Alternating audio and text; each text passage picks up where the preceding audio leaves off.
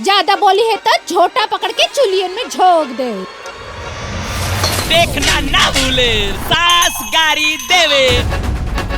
ए जी, हमने अपन बेटी के ब्याह का चपड़ा चपड़ी घर में कर देली बानी सन का। नहीं, टाटा बिरला के घर में कइले बानी। मेहरारू के इतना छूट ना देवे के चाहिए जोन बेकाबू हो जाए। कि दाल में घी डलले बारू की घी में दाल बा। और भी काम बा घर में, इहो लो। अम्मा जी, अगर घर के काम ही करे के रही तो हमार बाबूजी मुंह मांगा दहेज ना देतन। रूप न रेखा और नाम सुपर्णेखा।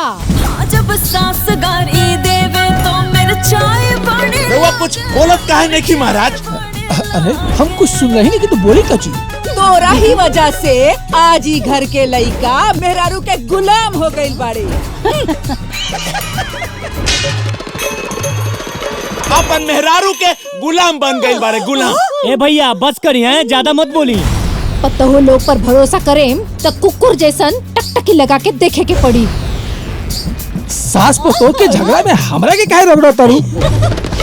जब सास गारी चुपचाप खा ली, अगारी देव ना तो खुदे बना के खाए के पड़ी।